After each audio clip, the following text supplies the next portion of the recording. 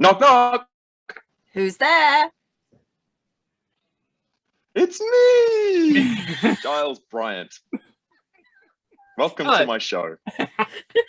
Hello, Giles Bryant. It's very official and formal. In his best radio DJ voice. Yes, very good. That was awesome. Very, very prim and proper. Love it. That was good. See, that secretly was your favorite bit already, right? Like that's topped everything else. Just doing the intro. Hopefully, dad jokes. Yeah, dad jokes all the way. And how are you, my friend? Tremendously well. Speaking to you here from beautiful Aotearoa, New Zealand, where I'm in Auckland, so we are currently just in a little bit of a lockdown quarantine situation for a few weeks, so that we can go back to not having to do anything. So yeah, we've been watching with interest while the rest of the world has to deal with a pandemic. Yeah, it's been quite interesting. We just had the front end of this year in Ontario has been quite the interesting experience, shall we say. It's been a wild ride. Yeah, it's been a wild ride, and it was quite a few months of that. So yeah, we get it, and we didn't quite come out of it back to normal, but it's looking like it's going that way. So there's good news. We send you good vibes. Enjoy some time at home, and it's kind of cool that we're talking to you in the future as well. So it's Saturday afternoon. It sure is. Saturday afternoon, a beautiful spring Saturday afternoon here in Auckland. Although it's never really cold. You guys might remember from when you spent some time here, but winters in Auckland aren't what you would call winter in Toronto. I remember a conversation. We don't know snow. It's true. I remember a conversation with you, Giles, and we'll cover off how we know each other and everything else in a minute. But I remember you saying to me, okay, so you live in Auckland now, so you have to pack sunglasses, a raincoat, an umbrella, and sunscreen at all times. And I remember thinking, what does that mean? What does that mean? And you're like, oh no, seriously, like you're gonna get all 4 seasons in like one day. So just be prepared, okay? I'm like, okay. True story. It's good advice. It's good advice. We just went for a walk to the golf course. We left in like blinding sunshine. We got hit by sideways rain halfway through, almost got blown over. And by the time we came back, it was blinding sunshine again. And it's like 18, 20 degrees. So there you go. In spring. This is what it is to live on a little island in the middle of the ocean. It's just how it is. Fond memories. Fond memories of the sideways rain forever. Just lots of sideways rain. I remember that. And wind. Yeah. And that's where it gets so sideways. You're like, just that's true. For like 7 minutes and then it's gone. So definitely remember that. People wonder why we're like good at sailing in New Zealand. That's why we're good at sailing in New Zealand, because it's always windy here. It's great. People love to like catch wind. Catch wind. Sorry, we could totally. Yeah. Anyways, on that note, catching wind. I'm sorry. Maybe I'm sure it wasn't just me. Thank you for joining us, Giles. We were super pumped that you're a guest. And for us, we see it not only as a great guest for fitness professionals that are listening and fitness consumers, but also for us personally. You personally have had a huge impact in our careers. So we want to say thank you for that. So just to give everybody listening and watching a little snapshot, Gareth and I moved to New Zealand for a year. We did lots of traveling, and anyway, we ended up back in Auckland and we were like, we need a job. So the most logical place for us to go was down the road to Les Mills. And you were the manager at the time, Giles. And I remember talking to you, and we had that kind of weird connection that we'd both been in England, and I kind of knew you and you kind of knew me. Long story short, you employed me to work on the gym floor. Later, this one followed at a different location. Just hanging around like I normally do. You're not important right now. But that really set up a fantastic opportunity and a fantastic time in New Zealand for both of us. But because I'm talking for me on gym floor management, working with people on the gym floor, but also giving me a nice segue into group fitness and experiencing, I guess, what Les Mills is really, really known for worldwide, which is the group fitness experiences. So from me to you, I want to say thank you, because those opportunities came from you sure, I took them and ran with them and then molded them into, you know, my career progression of where I am today. But without you taking a risk, I guess I wouldn't kind of be here today the way I am. So cheers. Fair play. Nice one. So there you go. Yeah, well, I'm glad that you guys feel that way, because I felt like it was a gift. These two extremely qualified, experienced, competent fitness professionals from the UK just like landed in my lap. And like, just to give people some context, Les Mills at that time, this is circa early 2010s, mid 2010s, we had a policy where we would hire for the gym floor basically people who were fresh out of their training courses or fresh out of university, people who were just starting out in their careers. Was the policy we would hire people to work on the gym floor whilst they gained experience in the industry. And then the intention was that they would progress towards the start of their career as a personal trainer. And that was the most common path. And as the person who was tasked with managing the gym floor, there's loads and loads, and I'm sure people listening, if they've ever had that sort of a job, would understand there's lots of challenges that go along with trying to manage a team of relatively inexperienced people whose main goal is to stop working for you. So you guys rocked up and you had, and you had like, you were a little bit older, way more experienced, really professional, because you'd come from a much wider industry in the UK, which has a more professionalized and institutionalized culture of that. And I was like, cool, sweet, cool, when do you start? Let's go. It was just really, really easy decisions for me, because it was like, this is going to make my life so much easier having guys like you around, working on the gym floor. And as I like, it is quite a while ago now, but I recall the time that we worked together in both of the clubs that we worked in, and we built, like, we had collectively built a really good culture within those two groups, at least comparatively speaking to like what the standard had previously been before then. We actually had a really sort of almost like a golden era on the gym floor at that particular point in time. It was good times. It was a lot of fun. Good times.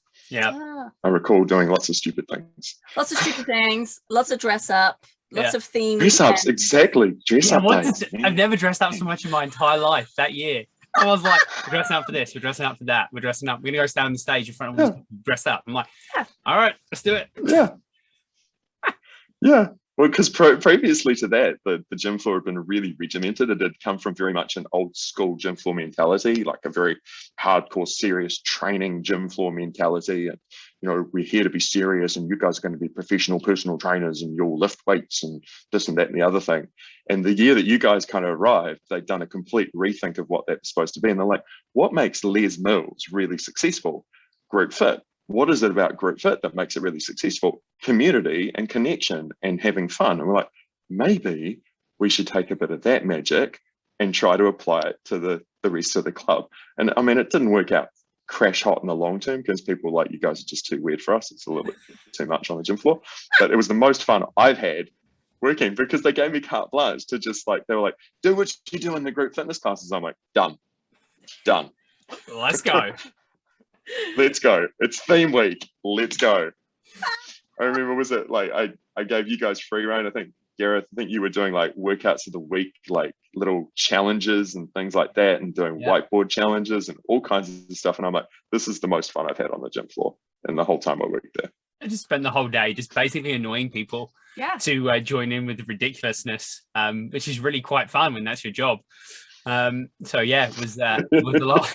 It was a lot of fun, and I think that just speaks to how there can be, and I think there should be, more of a crossover. Because yes, for some people it might be a bit weird and a bit out there, but you get such a good, you can build those networks across all those areas, right? And it gives that integration of all the different departments, which we historically don't see in the fitness industry, right? We see a big divide with group fitness in the gym floor. So having the ability to do that and bring those people in, like a little mix, right? Some new people, some experienced people from the group fitness studio coming on to work on the gym floor, and vice versa. And I think the whole industry could do a better job of that.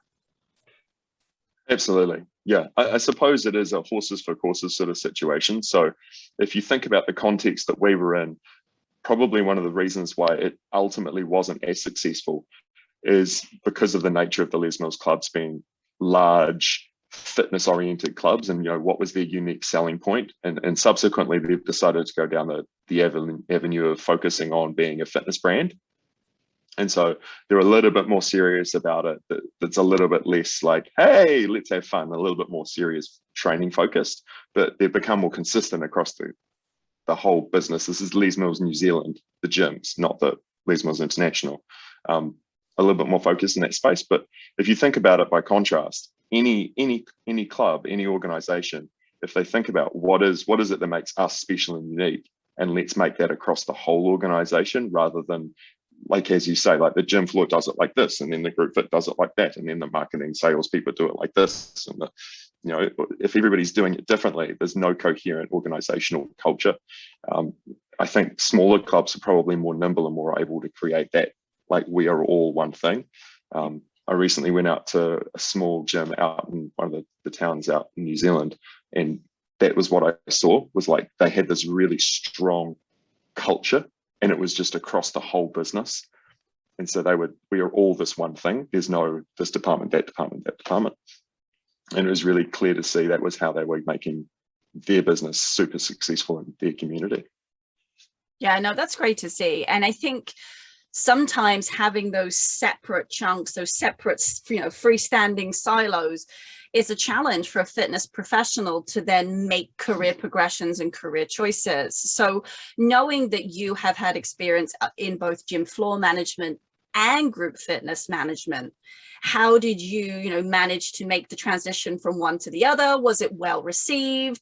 Was it not well received? Are there any tips and hints for anybody who wants to venture into the other side? Because like you said, in a lot of companies, it's not necessarily well received. It can be a bit challenging. So, someone as experienced just as yourself, what can you speak from experience, or what tips can you give to other people? First of all, I think I was a terrible gym floor manager. I was there. It was good. Listen, we thought it was fun. I'm yeah, exactly. the guys that we work with, it was fun. Yeah, that's a really interesting question, because that was the idea at the time, like when I did that to work on the gym floor, was to try and expand the skill set and try to branch across into a different part of the business. And it was really enlightening, because at that point in time, that company was very siloed and institutionally siloed. I can't speak to it right now today. I worked for one of the clubs up until 2018, and we definitely got way more nimble. Like, it was a smaller club, but we were very integrated in terms of understanding each other's functions and roles, and going, oh, well, I can help with that. Oh, and we could do this together and collaborate on this. But as I say, slightly smaller club than the one that I've worked in with you guys. The value of it, it's hugely valuable for the fitness professional, because what I got was an insight into the way that other people see what I was doing. So the way other departments saw group fitness, which was a little disappointing, because having come from the UK, there was actually a higher awareness in the UK of the value of group fitness to companies than there was even with our Les Mills gym in New Zealand, at least at the department level. At the overall business level, the guys who were running the company were like, yeah, obviously this is what we do. It's our USP. Great. But there was almost a resentment. And I can imagine that probably crosses over into a lot of different businesses around the world, where if group fit is your dominant product in your business, there's going to be a bit of that pushback from the other departments going, what about me? And the same thing would apply if group fit's like small in a club. I knew some clubs in the UK where group fit was like, man, we never get any money. These guys over here on the gym floor just got like 20 new treadmills. What's up? What's up with that? So it's probably, from a professional's point of view, trying to understand what the other people are thinking, and how do we actually work together? How do I understand what they need, what they're thinking, what they want, and how can I help them achieve that? And maybe collaborate a little bit more with those guys, rather than it always being that you're not listening to me, you're not understanding what I need or what I want. Yeah, there's a certain degree of just a little bit more institutional awareness. And working outside of my own department, that was one of the best things that I learned about that, was just understanding what the other departments were about and what motivated them, what was driving them, which enabled me to work much better with them. So subsequently, when I went back into the group fitness department and became a group fitness manager, I was way more able to work with the other departments and understand, like, okay, I need to present it to these guys like this. I need to talk like this to these guys over here. I need to engage with these guys in this way for it to actually be successful. There's so many wonderful value points in there, and I'm just kind of nodding along, having been on both sides of the fence myself as well. And I think what I keep hearing in your message is just that ability to have better communication with everybody, right? How do you need to spin this so they understand, and vice versa? And, you know, what benefits will this department get if my department does X, Y, Z? And I think that's so key. And I know it sounds so silly, but I've worked in so many clubs where you just don't talk. It's just very separate. You might come together once a week for a manager's meeting. Yeah. But why is that the case? I think working together really creates a well-rounded business, but a well-rounded fitness professional. And I'm curious now, Giles, because you've had experience in both sides as management, has that also changed you as a quotation marks fitness professional? So in other aspects, like when you teach, when you present, you know, has that changed your outlook there as well as in a business setting? Yes. I'm not 100% sure exactly what's driven that. It could be a range of different things. There could be a certain degree of just gaining more experience. One thing that I reflect on and was just reminded of when you were talking then is it's the looking back on yourself when you were much younger and thinking, damn, I really wish I'd known then the stuff that I get now, because I had so many good opportunities. And man, and then I look at my colleagues at that time and I think, that's why they were doing that. Damn, they were way smarter than me, you know?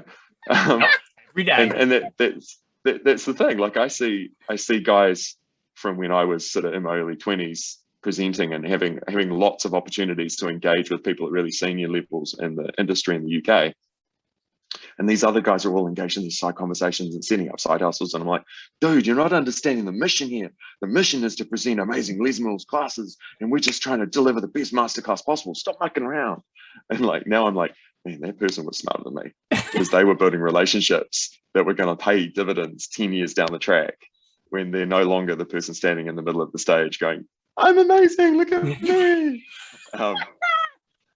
Yeah, so definitely the thing that I've grown to learn is build your relationships and build them early. Like if I could give one piece of advice to a young fitness professional now, it wouldn't be don't focus on your work. Like definitely be great, be the best you can be, but every opportunity that you have to build a bridge or a relationship with somebody in the industry, take that opportunity, build those bridges, build those relationships with people at your level, above your level, below your level, whatever you think, like levels, if you think there are levels of experience or whatever, do that, because you never know when you're going to want to use those relationships later on, maybe to start your own business. Maybe it's because somebody's hiring you and you're like, oh, hey, we know each other. All those kind of things. Just that's the one thing I would say is take every opportunity to build those relationships. Yeah, I think it's so important, but it's also so hard to get if you're young, like you said, right? I think about me in the early 20s in my career, you're so driven by your ego, and it's so hard to drop it and do that, right? Is to expose yourself to have those conversations. Either you can't yet communicate well with those people, or you haven't had to develop the skill, or your ego, just like you said, right? You're so focused on the mission. I have to do this. I have to be the best trainer or the best instructor, whatever it is. So I think that's so hard and such an important message for anyone listening, regardless of what age you are in your career. You'll step into it, I think, with the same focus, right? You've got that purpose and that vision and you want to stick to it, but we have to just kind of do that, but also let our ego drop around it and allow ourselves to be exposed to what's there. It's the bigger picture, right? Yeah. It's looking at the macro level, like what are the infinite possibilities, but not losing track of the micro. Like you have to stay on track, like you said, you still have to do the work, right? But you know, it's also, you know, what is bigger than me, so I have, you know, a large, I guess, pool of options and communications moving forward, because you just never know, right?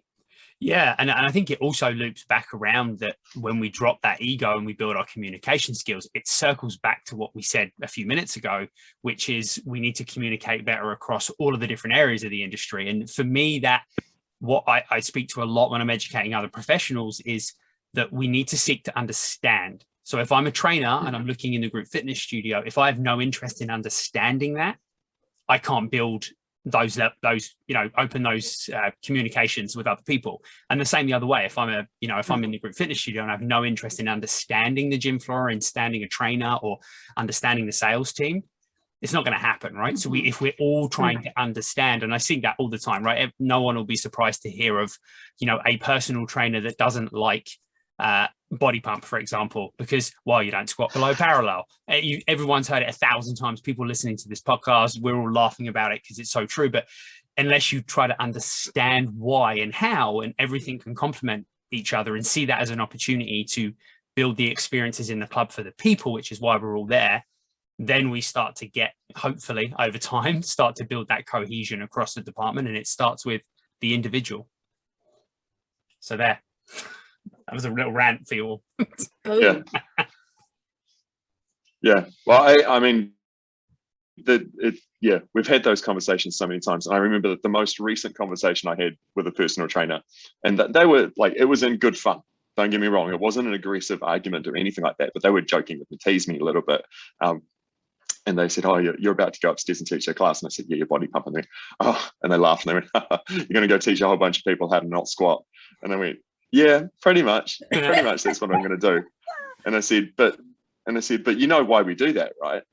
And she kind of looked at me like, no, because she'd never gotten past the joke of group fitness people don't teach you how to squat properly. And I said, well, you teach one person how to squat perfectly, and you do a great job of it, I'm sure. I have to teach 50 to 100 people how to squat in 10 seconds. And she kind of just looked at me and went, "Oh yeah, I hadn't thought of it like that." I'm like, so you see that, like, this is why we only do the partial range squats in group fitness classes, because I can't take the chance that someone's executing really poorly. If they go to that kind of range, the risk of injury is just too high. I can't take that chance in a situation. So it's really interesting when you start thinking about it, like, this is the understanding that we're talking about. Yeah. Is when they start to understand what we're doing and why we're doing it, it's like, I'm reaching 100 people at once. You reach one person really, really deeply. It's the fundamental difference between group fitness and personal training. I can't achieve the depth of relationship, the depth of quality of movement, the depth of performance of results that a personal trainer could achieve. But I can move the needle a little bit for a lot of people at the same time. So I have much greater reach than a personal trainer can have, because they can only have, 10, 20, 30, 40 clients at any one time. The world's changing a little bit with the online situation. I think it's a fantastic evolution for trainers and training. It gives you much greater reach and much greater depth for personal training. But equally for group fitness, it's giving us the opportunity to expand our reach even further and potentially go deeper as well with people and start to create more connections, because you can get more touch points. But yeah, it's really interesting to kind of just start to think about how the other person thinks, and especially that personal training group fitness clash, banging of the heads, is as old as time. Yes. Yeah. Yeah, I think it will always be there, right? And and to some degree, I think it kind of has to be there, because we kind of, like you said, we enjoy that. The healthy tension, chalk and cheese, right? Like, right? Like that is a little bit of it. I love that. But I also think some of the most successful people in this industry are people that have done both or are doing both. Yeah. You know, a lot of personal trainers that have a full roster is because they are teaching a class, like you said, Giles, to 50 to 100 people. Well, there's your prospecting. There's a week's worth of prospecting in one class, right? So that's worse for some. Let's not get too deep into that. But what I'm saying depends how well you retain clients, Gareth. Come on, man. True. But it's true. It funnels people in to one-on-one or small group or whatever you're doing, right? But then it also works the other way. If you have somebody that perhaps starts with one-on-one and then isn't sure about a group environment, you know, am I comfortable, confident enough, or maybe they injured, have a special circumstance, then they feel empowered to now come to your class because you're their coach, right? So from my perspective, I truly believe that the greatest fitness professional has experienced both or is doing both. What do you guys think?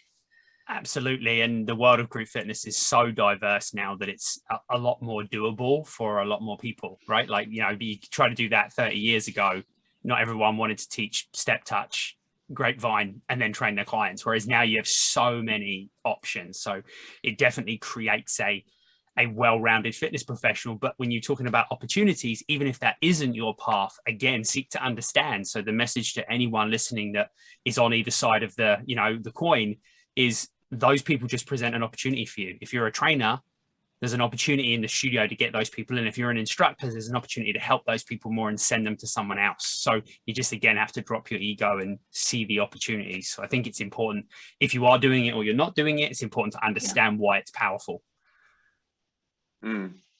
Yeah. And I mean, we keep banging on the drum, but it's a great theme of the building of the relationships.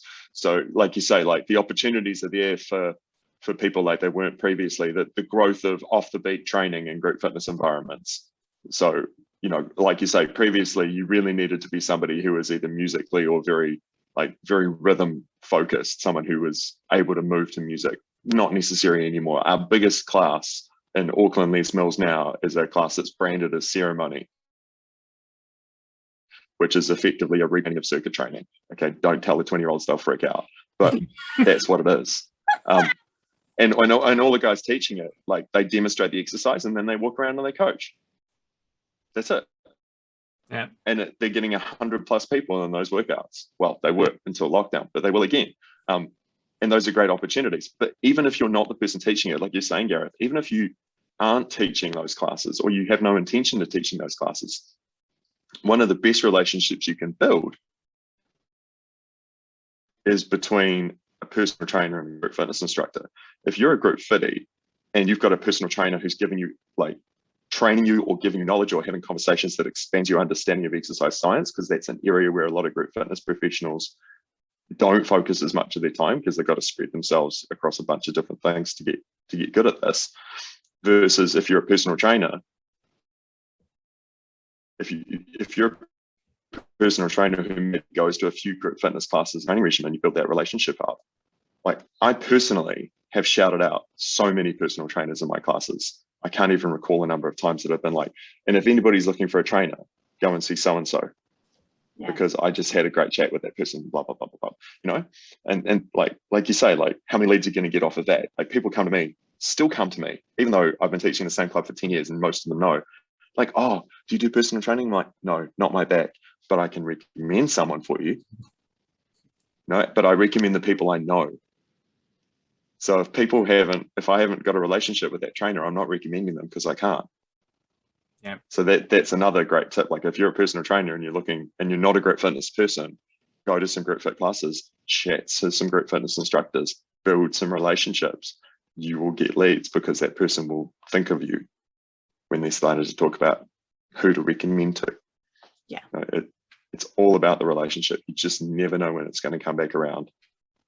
That's a really good point. So powerful. And I think so many people will get so much from that. Now, we've been talking obviously a lot. We've touched on group fitness a lot. So I would love to switch gear a touch, because many people are listening. Giles will already be, we have a lot of people in our network that are in the world of Les Mills and will already know you from that world. But I'd love to dig a little bit into that side of, your career. You mentioned being in the UK. and how you kind of grew up in the industry there. So I'd love just to hear a little bit about your kind of journey for going over to the UK, and, you know, how you kind of got onto the scene as a presenter, and then we'll kind of expand that world a little bit for anyone listening that's looking at, you know, being an instructor, being a presenter, and that kind of journey, and all things linked to that. So yeah, take it away. The mic is yours. I can't say I could recommend to anybody else following the same pathway or the same journey that I took. Just because we were talking just a little bit earlier about like letting go of your ego and stuff like that. Like that, it was the only thing that managed to keep me going long enough to succeed, to get into that. So I've been teaching for almost 25 years. So I've been teaching for a long, long time. I started as a teenager, okay, before you all just go, oh my gosh, but you look so young. Of course. What did you do? Don't everybody jump in at once. So I've been teaching for 25 years, and I started as a teenager in New Zealand. I taught with Les Mills. I started before Les Mills created their module training system. So there was no module training system when I began. I began as an apprentice, and I was handed to an instructor, and that person was told, teach them what you know. If they're good enough, they'll survive. That was the system. You know, we used to make our own microphones. Like literally, you get like a little microphone on a piece of cable, and like you tape it to an old coat hanger and like bend it around your head. That's what it was when I started. True story. Do you still have one?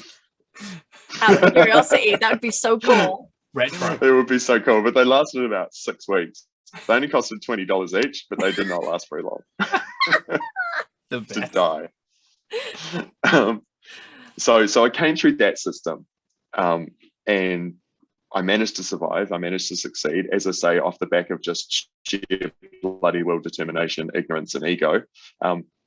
And I went to university, got my degree in physical education and commerce, finished that, and just went, Giles, you need to go overseas. If you stay here, you're going to wake up in 10 years and you're going to be married with a mortgage and 2 kids, and you won't have done anything.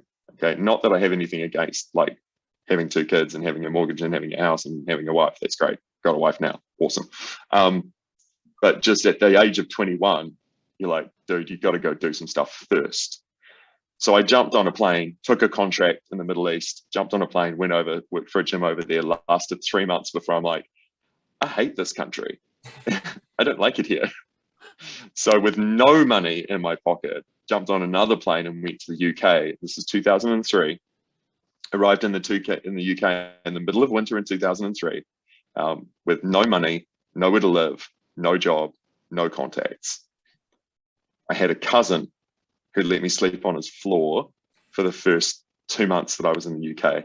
And my strategy, people like young professionals nowadays would be like, this doesn't even compute to me. I can't imagine how you could have to do this. I looked up, fortunately we did have the internet, kids. I looked up on the internet all of the phone numbers and all of the contacts for every gym I could find in London, like within, you know, the inner zones of London. And I just got out and walked, and I went to every single one of those clubs and walked in the door and said, can I speak to the group fitness manager? And they said, we don't have one, but I'll get you the person who manages the timetable. And I just gave all these people my CV and my contact details. I must have walked to like 30, 40 clubs in like 3 days.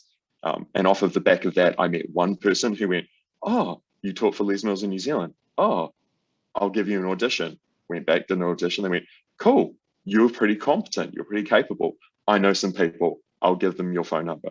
And off of the back of that, got to teaching in some classes, managed to get classes in central London, like in the city bank, at one of the bigger clubs there. And the manager there was a member of the UK trainer team. Now, I've been kind of presenting a little bit in New Zealand, but New Zealand's very top heavy for presenters. It still is. We have people who've been presenting like me for like 20 plus years, and you've got guys who are just starting out and they're all fantastic. And there's only like 10 jobs for 100 people kind of thing. But the UK at that point in time was much more wide open. And there was huge growth going on. So I got in, I got teaching at the Central Club. I managed to make contacts with, as I say, build the contacts with some really wonderful human beings who put me in touch with what it was known as FitPro UK, who were managing Les Mills Group Fitness at that time. And they push back pretty hard on people who are trying to be presenters. They still do a little bit, I suppose, but at that time I got knocked back quite a bit. Sometimes it helps to have a little bit of like ego about you and just be like, oh, I'm destined to be a presenter. I'm going to keep trying.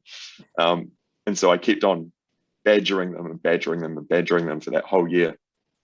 And towards the end of the year, they called me up and they said, oh, well, we're going to launch Body Attack in the UK. And well, we don't have any Body Attack presenters and you teach Body Attack. So come to the audition to be a trainer for Body Attack in the UK.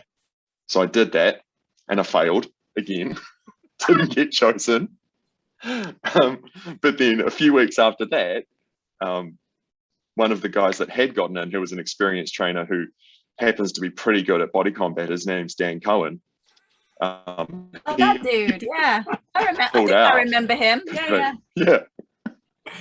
Yeah, so he pulled out of presenting, and she went, oh, look, we've got a space now. Do you want to join the presenter trainer team for Body Attack?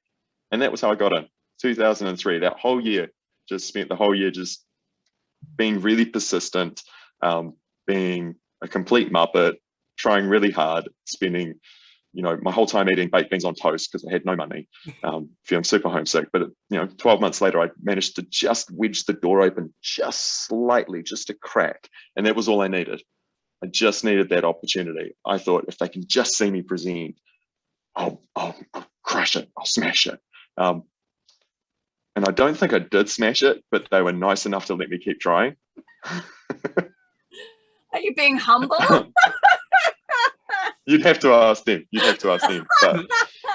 But I think enthusiasm makes up for a lot of things. And I was nothing if not enthusiastic about Body Attack. And that's how I got started in that. And it was a growth thing. Like, I was fanatical about that program. I still love it to bits. I still think it's one of the most fun group fitness classes that you can do.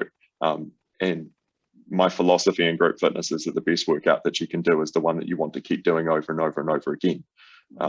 Because consistency breeds results. So that's my policy. But yeah, I was fanatical about it and spent 2004, 2005, 2006 just presenting, traveling, training. I think I ran on average about 30 module trainings per year.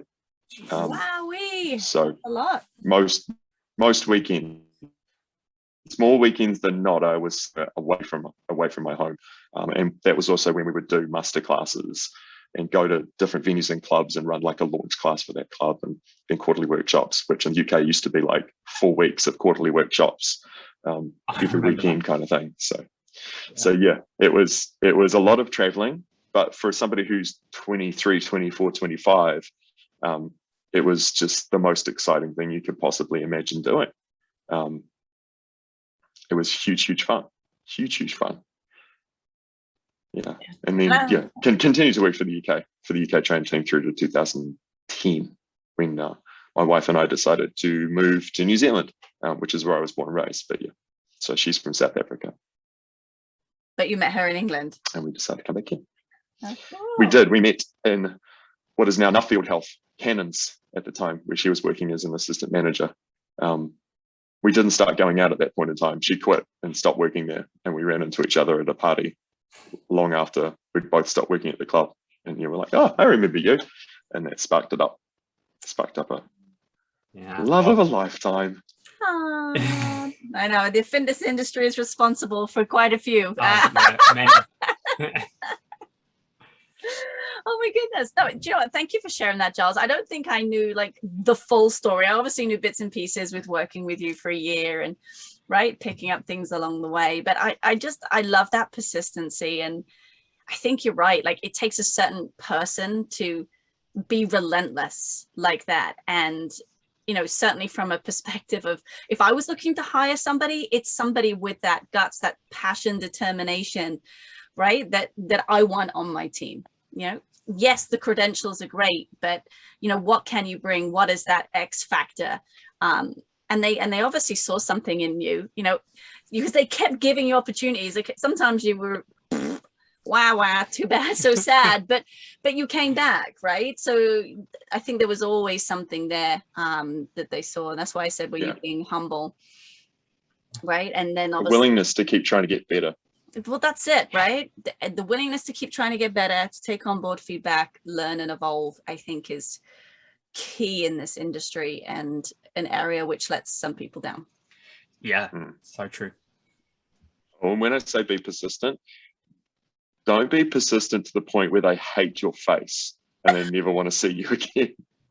Like, a few times. You have to balance that fine line between like not putting yourself in front of people not often enough and being so in their face all the time that they're just like, you're perfectly good enough, but I just hate you. So you're not having you on board. That's such an important message, because, you know, we've all been in the world of Les Mills for a long time, and there are many people that struggle to find that line, and, you know, and then It's you hard. right. It's so difficult, and it's the people are so passionate and really want to make a difference with the skills they have, and it's hard to find that line. And, you know, it just reminded me when you were talking there of two people that I know that you know very well, Mr. Matt Thraxton and Mr. Chris Richardson, that did a really, really exceptional job of that, of keeping you just further enough away and giving you what you need. And I had the opportunity of auditioning for both of them and having both of them help me through a lot of my progression as an instructor. And it was exactly that. And I remember Matt sitting me down one day and saying, oh yeah, you're really, really good. He's like, but you're not half as good as you think you are. And I was like, oh, maybe I'm not going to be teaching. And then he's like, but you can come back. And he's like, but, and I'm like, oh, great. And then he took the time to sit down and explain that to me. And you'll remember experience with Chris as well, the same thing, right? Like it was like, you can come to my class and take part. And I'm like, really? I'm like, I'm awesome. Like, let me teach. And then he's like, you can maybe come up here and shadow one track. I'm like, well, I remember we were both on the floor taking part in his combat class at Auckland City. Yeah. And he was upstairs. He was on stage with a couple of other people, and then he just disappeared anyway. So we're still carrying on doing the class. And then it was like he was a ninja. He like came behind us and just went to both of us. And he went, go on stage now. Go up there. I'm like, what? And do what? He's like, and do what? He's like, just go on stage now. So we both went on stage in the middle of, I don't even know what track it was for combat, which we didn't know the choreography, because coming from England, we're behind in releases. Yeah, no idea what's going on. So we have no idea what's going on. We're just punching the air like crazy weirdos. But I guess that was some kind of like rite of passage to be like. But it was persistence without sending an email every 5 minutes and texting every other day and you know, asking and keep on. It's just, you know, you ask once and then you do what needs to be done, and you have to be persistent. You have to, and you know, we were in the class, but we'd shown up and his class was like Friday night, every Friday night, stood there and took the class, right? And just persistent. And like you said, you do it, but you find that line. You have to be very careful, because, you know, we've all been hiring managers too, and sometimes you're just like, all right, this person, I'm done with you. Don't be a dick. Yeah. I think I used that sentence a while ago in a podcast, but it's kind of true. So true. So find the line, people. Yes. Find the line. Yeah. And it's interesting. I can't speak to anywhere else, but we've been on a huge evolution of process in New Zealand in the last, probably accelerated in the last 5 years, but it was always happening. But it's been a very quick evolution in the last 5 years. The world at large has changed a lot, and the way that's influenced the change within our industry, within New Zealand at least, is the way that we onboard people has changed a lot. So that experience that we had, and I can remember doing the same sort of thing, like going to somebody's class and just being there, and then they're like, oh, you can come on stage. I'm like, oh my God, this is the biggest progression in my whole life.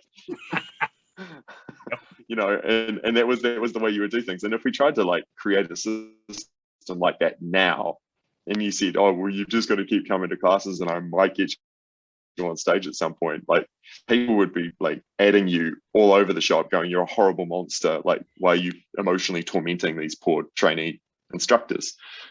So we've really evolved the way that we do it. But also, one of the things that we've had to do is we've had to be really, really honest with people when they come on board now to teach group fit. And something that we've been talking about in New Zealand quite a bit is, so when I started teaching group fitness, and certainly probably when you guys started teaching group fitness, the world was a little bit different in terms of the things that it gives us intrinsically that make us want to teach this class or teach expression used to be much more limited.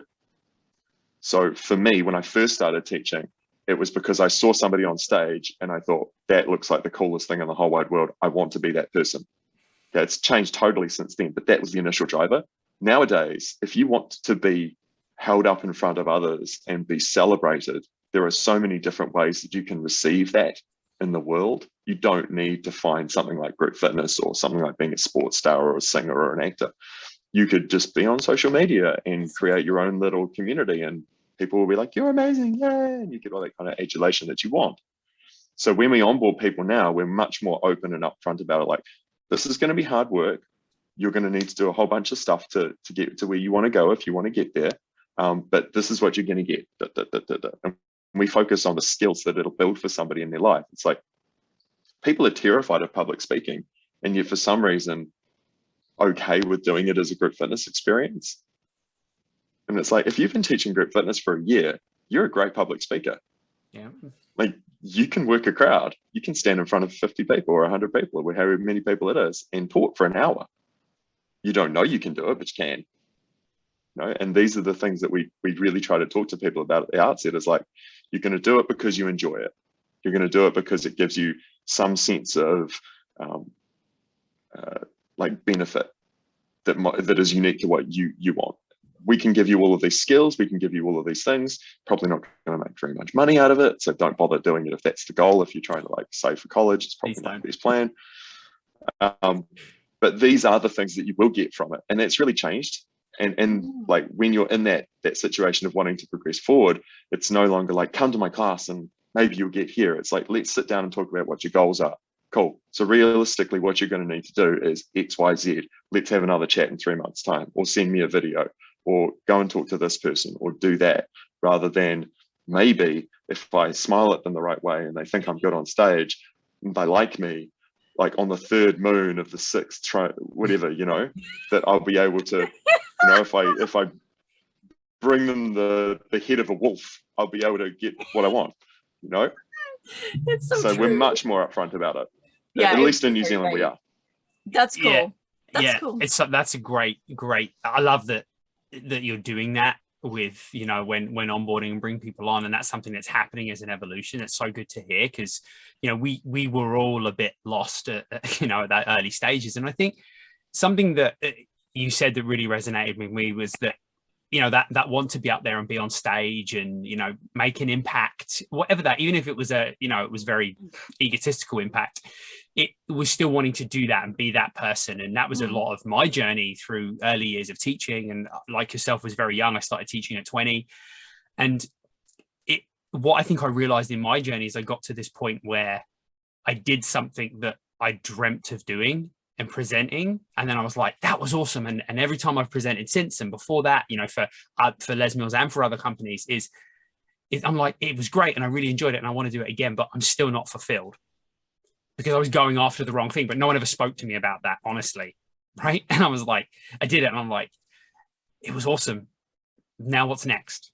I feel like there's something else I need, right? And so if I'd known that, I would have had a bit more of a better direction. It took me 10 years of going through that entire process and to kind of figure that out. And then I think obviously you just become a way better presenter and instructor because you figure out the real reason behind it. And it's not just about being up on stage and being the best at something, quote unquote. So I think that's powerful people to hear, and to hear, a real world example of it, because we all struggle with, I think not all of us, but all of us in a similar world to the three of us struggle with that knowing. And it sounds like we're creating much better people in the industry because we're having those conversations early on. Yeah, we're trying to. Yeah. Yeah. If I could give one piece of advice for somebody who's pushing forward in the industry, wants to become a presenter, and is doing it because they think that once they get to that presenter place, that there will be a next thing, and that they'll suddenly, the keys will be handed to them and they'll be part of that circle and yada, yada. It's like, there is no next thing. That there is no next. Like, especially within these mills, there's like, if you get to quarterly workshop presenter, or if you're fortunate enough to film a masterclass, which is completely related to performance anymore. Not that the masterclasses aren't really well delivered, but that's not how they're built and how they're created anymore. There's no next. Like, I presented my first masterclass for Les Mills in 2008, and it was both a great and a terrible experience, in so much as that I was like, cool, this was, as you say, Gareth, this was the fulfillment of a whole bunch of ambitions over a really long period of time. And I'd been saying out loud to other people, but it's just a filming, you know, and then I'll be coming back here and back to normal life, and, no, it's just a filming, it's just a filming. But internally it was like, yeah, but maybe something awesome will be happening at the end of filming, and I don't know what will happen. And then I did the filming, and I was living in the UK. So I came to New Zealand, filmed for Les Mills, had a great time, did an acceptable job, but certainly not the quality of job that I would have wanted to. And then got on the plane and flew back home. And that was it. And they didn't email, and they didn't write, and they didn't, you know, send me keys to the palace. No. And it was like, oh, wait. No, I was right. The things I was saying were right, but I hadn't internalized them. But that was the start of the process. So it was really difficult afterwards, because it was a real challenge to my self-image and self-esteem for a while, because there was no goal to set. There was no aspirational, like, oh yeah, this is what I'm focused on achieving career-wise. But then ultimately it was really good, in so much as that it teaches you that really difficult lesson, which is that there is no end. There's no finish line here. It's ongoing. If you're doing it just for a finish line, then you'll get to a certain presenter point, present that thing, and then you'll be like, cool, well, I guess I'm retiring. That's it, I'm done. Because the real reward from being able to do all of those things is it's different to every person. But in me, the real reward for it now is, as you mentioned, Gareth, it's all of the people who I get to affect. So it's all of at a masterclass presentation like we did for Les Mills, it's often instructors. It's all of those instructors that I have an opportunity to make them feel the way that we feel when we go to a masterclass presentation, the way that I felt when I was first starting. If I can give those instructors an experience, they're like, that was so cool, that was great, I feel really motivated, and I just want to go back and just do great things in my classes. It's like, cool, I've affected people, I've created positive change with 50 people, 100 people, whatever, you know, use that example.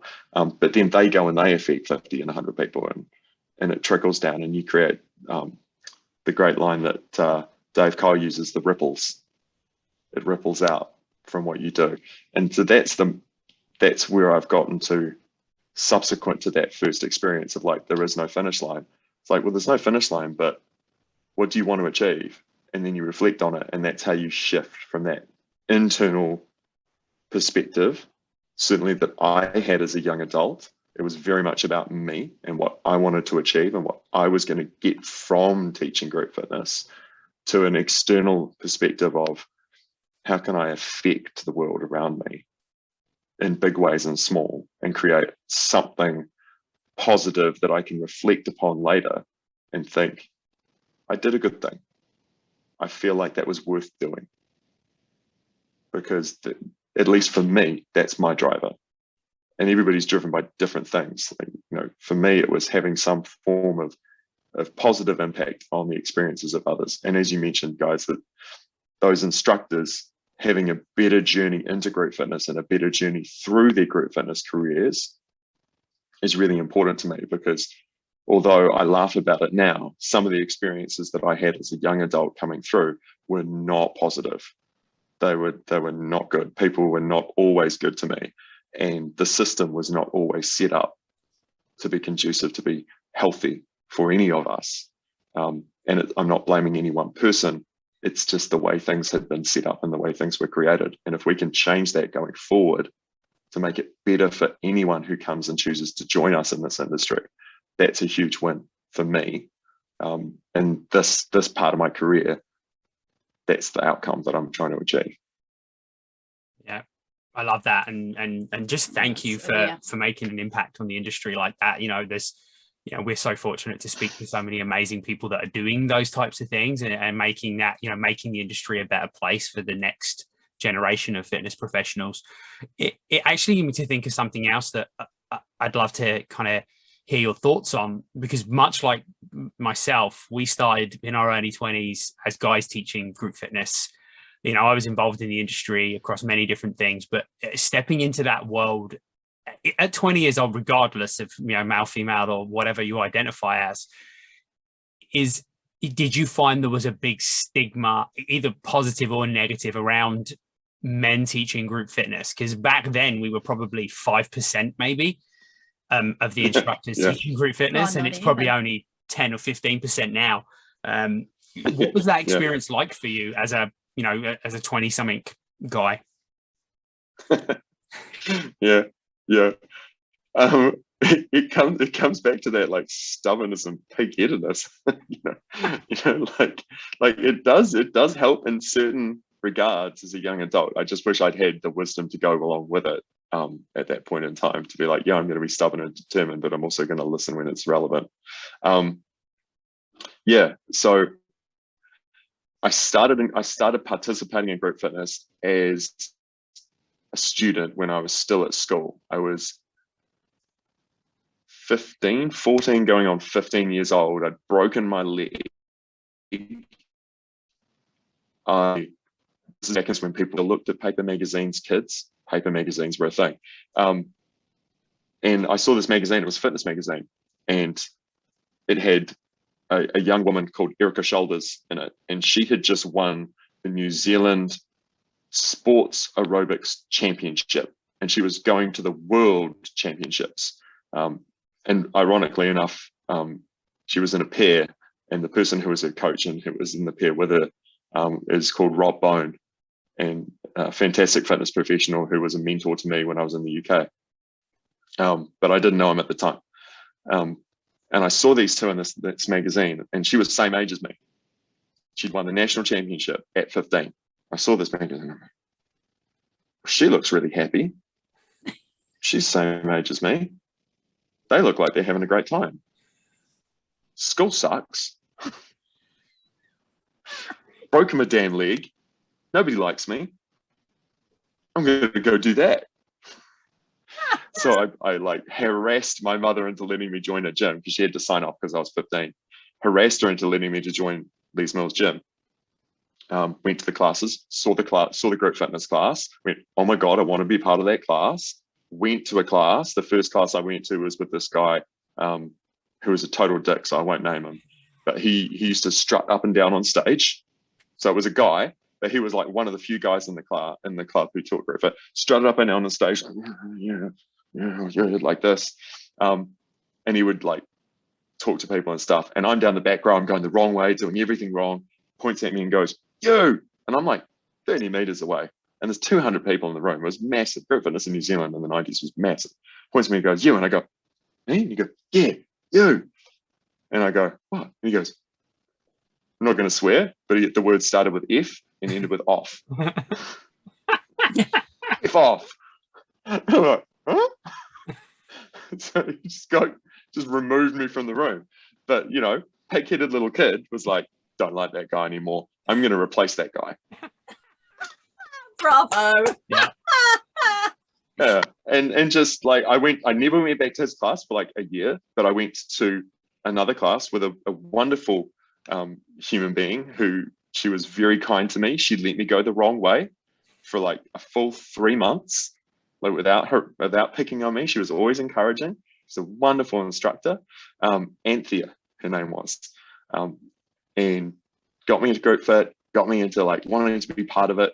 And I was just immersed in that culture. So to come back and like address the question, I was immersed in a positive culture with kind people who were often atypical people, which is what I identified as myself. Like I didn't fit in at school. I was a little bit geeky, but then I liked to play sport, and I was like not very socially well developed at that age, 14-year-old boys who is, but I just felt really awkward and didn't fit in. And then I went to this community of people, and they were so nice to me, and they treated me with respect, and they were kind, and they were friendly, and there were all these different faces. There were people growing up in Christchurch, New Zealand in the 1990s was like, it was like growing up on a blank white page. There was not a lot of diversity there. Yeah, it was rough in terms of that. But there were all these people of different races, people of different genders, people of different orientations, you know, and that was the norm in that environment. And I'm 15 and I'm planted in that environment. And so, yeah, the school kids at school, when they found out that I was going to the gym and doing aerobics, were horrible to me.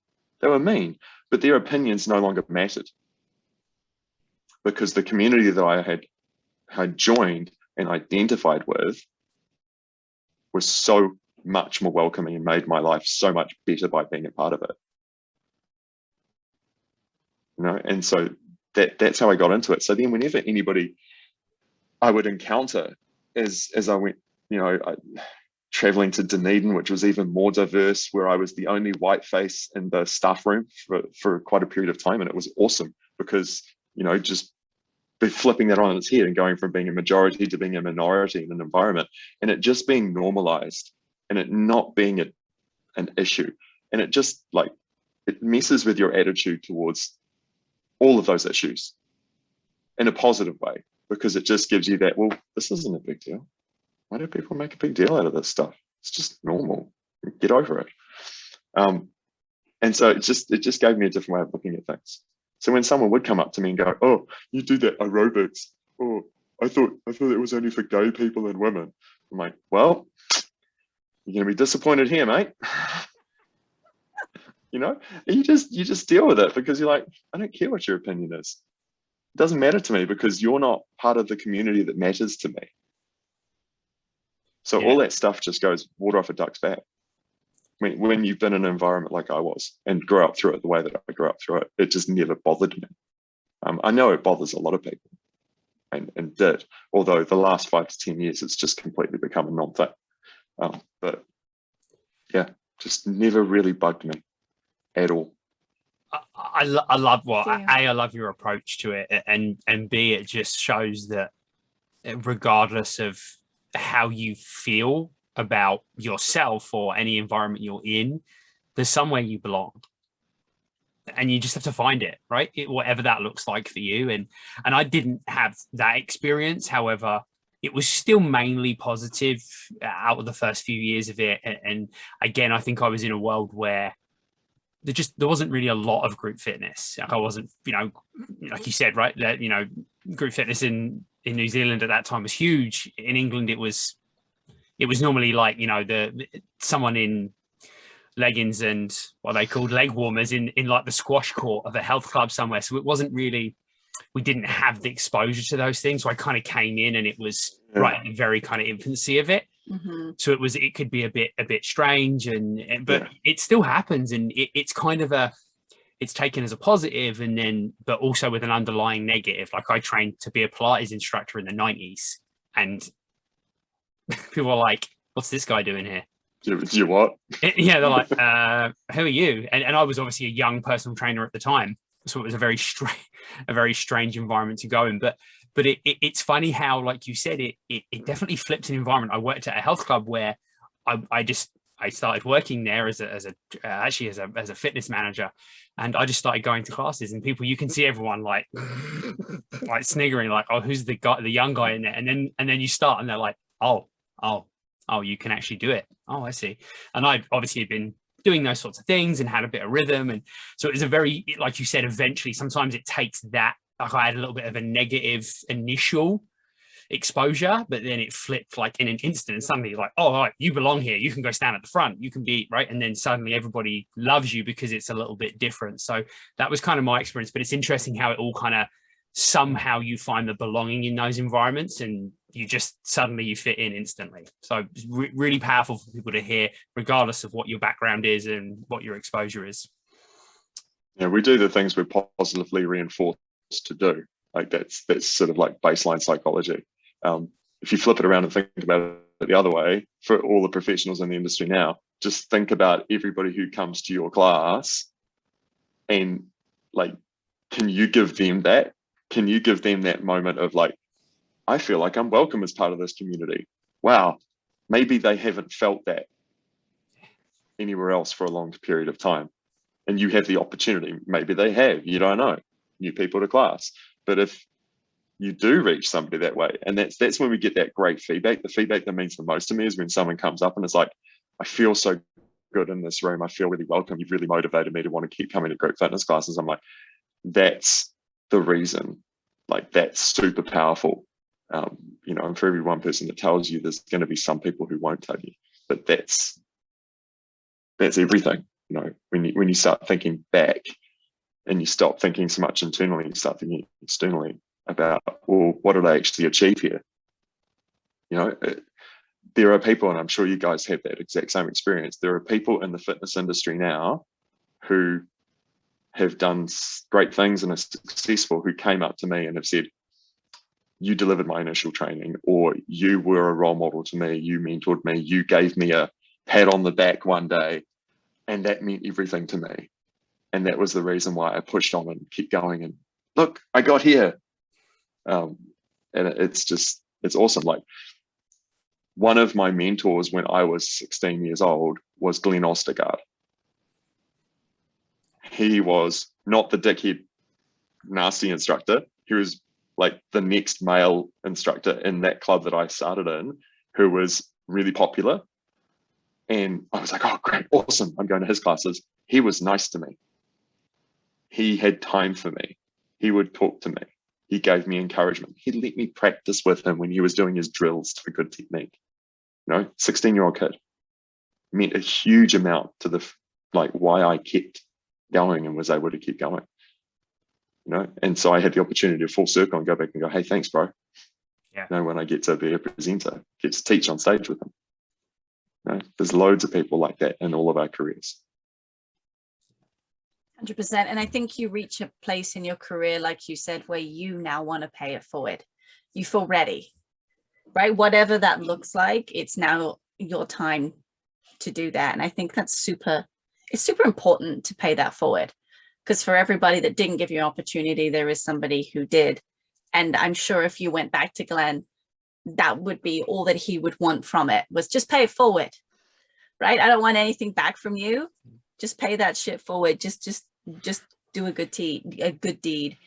And I think what's just a kind of really, for me, to sum up like this whole like last 10-minute conversation, is to really celebrate the community of group fitness.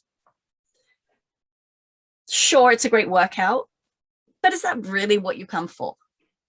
Because it's not. Right? If you ask most people, they come for the people, they come for the environment, they come for the music, and just the feels. That's what people come for. And I honestly believe that's why there's been such a huge uproar with COVID and the shutdowns. It wasn't just to get my workout in, it was to have my safe space, right? To have that space, that sense of belonging where I could be myself, express myself. Get a workout in, yeah, whatever.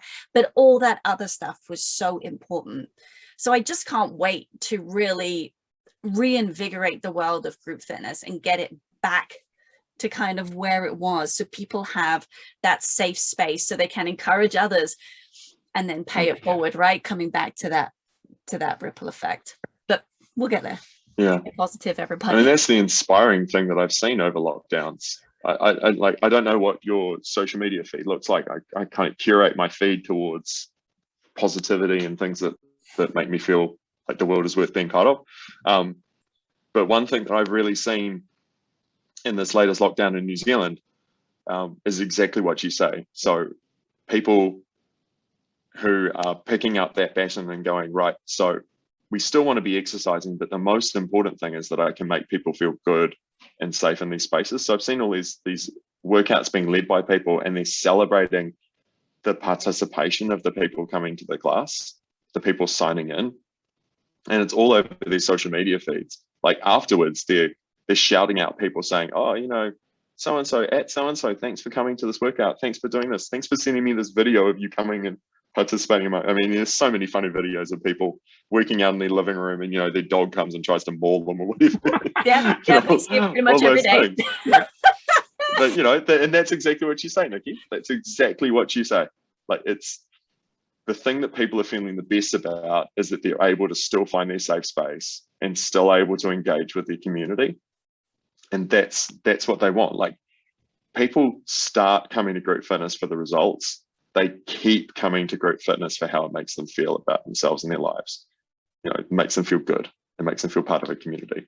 That's why that, you know, I have these amazing classes in Takapuna in Auckland that are like 9:30 in the morning cycle classes, and 2 of them are like HIIT training sprint classes. Yeah. And most of the people that come to them don't like HIIT training. They don't necessarily even like cycle classes, but they like coming to these workouts with the people that they know.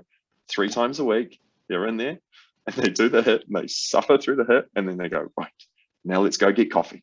Yay, the best bit. Yep, why they came. You know, that is absolutely why they come to those classes. Yeah. You know, yeah, and we'll continue to come to those classes when we get back to the gym. They'll be there. They'll be back there because they can't wait to see their friends again. That's it. Yeah. Yes, stay strong, group fitness instructors. Our time will come. We'll get back there for sure. So I want to change the energy a little bit and ask you a more of a lighthearted question, I guess. What is the funniest moment or the most embarrassing moment, because normally the two go hand in hand, in your fitness career? Share what you feel. You just want me to pick one? I've been doing this for 24 years. Are you kidding? You pick the funniest one. Yes. Funniest moment in group fitness. There are just far too many. There are far too many. There was the time that I did a Superman, you know, the body attack Superman move.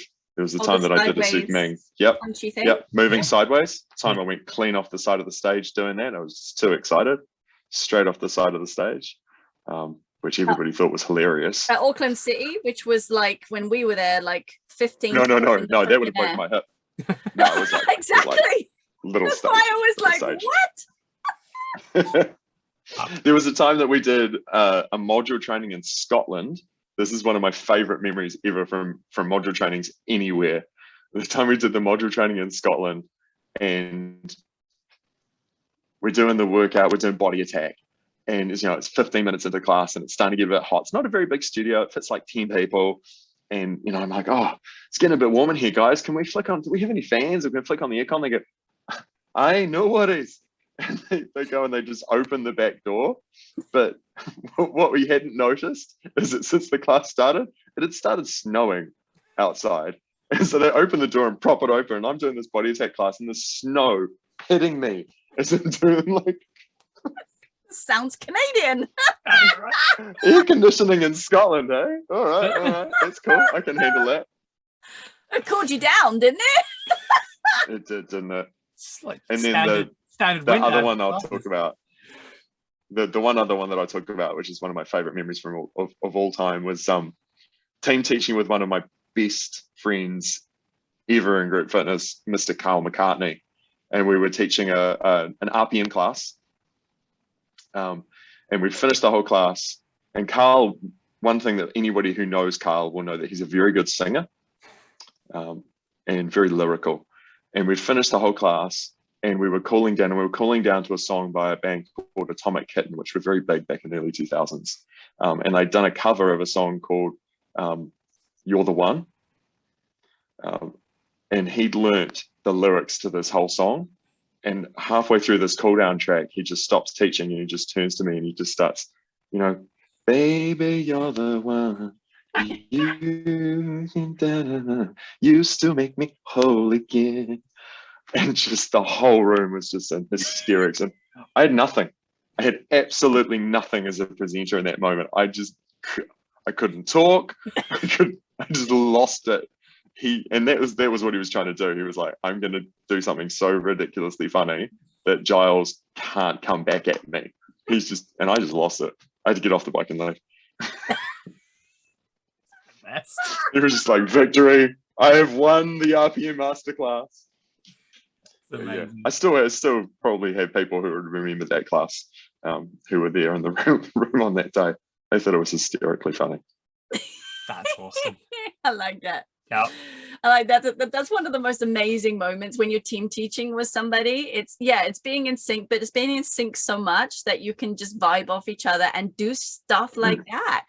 That truly is the golden moment, right? Where you almost don't know what each other are going to do, but you kind of know. Yeah, that dynamic. He used to make it his mission in life to do that to me. It was his mission in life to make people laugh, but to see if he could tease or josh or like wind up the other instructors so that they just lost it. Like it was one of his true joys in life, was getting you to the point where you just lost it and you couldn't anymore. And he was very, very, very, very good at it. One of the truly gifted, quick-witted speakers in group fitness is Carl McCartney. I don't think I've ever met anybody. Maybe Matt Thraxton's on that level, but in a different way. Just super fast with a one-liner. Just always knows the right thing to say. One of the gems. Excellent. Yes. I can definitely. Unfortunately, I have never taught RPM, but I know Carl. I actually work with Carl McCartney in England, back in England. But Matt being on a lot of body pump videos, and I know Giles as well, you teach pump, right? Just some of those one-liners and those little quirky, gold. So thank you. Mr. Matt Thraxton. That's the one and the only person even to pull off catching a barbell mid bicep track with his foot. Yes. I remember that. Not a male body pump instructor that has not tried to do that at some point. But now nobody else can do it. I know people who've broken their foot trying to do it. Yeah. Legends. Oh, dear. Absolute legends. Well, that was literally the perfect way to wrap up the episode today. Just hearing some fun things and some interesting moments, and we're all quite connected in that world, so it's funny to hear that stuff.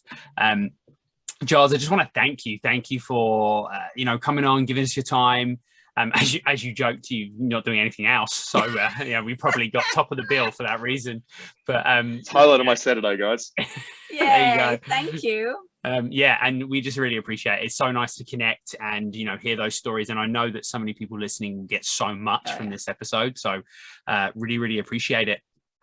Yeah, thanks. Thank you so much for being a great podcast guest, but also going right back to the first thing I said, which was thank you so much for your influence in my career personally, and taking a risk by letting me come onto the gym floor and do crazy antics with you. I had such a great time, but seriously, it shaped and inspired me in so many different ways. So thank you. I'm one of your pebble ripple effects, right? You paying it forward from what you've experienced, and I know that there are many other people. So thanks a lot. Thanks, guys. It's been a real pleasure being on with you. And Canada's gain is our loss in New Zealand. It was one of the best things I ever did was hiring you guys, and one of the worst days in my career as a manager was when you guys decided to move. But the world of fitness is hugely better for having the peer of you doing what you do, and I watch from a distance, but I watch with great interest all of your successes and all the things that you achieve for the industry, not just in Canada but around the world. So keep doing it. You're awesome humans. Thank you. Thank you. And thanks everyone for listening and tuning in for another show. I hope you got a lot from the episode today, and please share it. If you did, share it with someone you love and you care about, someone in the industry that you know will benefit from it. And if you can, head over to Apple Podcasts, leave us a 5-star review. It does massive wonders for getting this out to more people and getting more people to hear it. Enjoy the rest of your day, whatever you're doing, whatever you're listening. We appreciate you, and we will catch you on the next episode.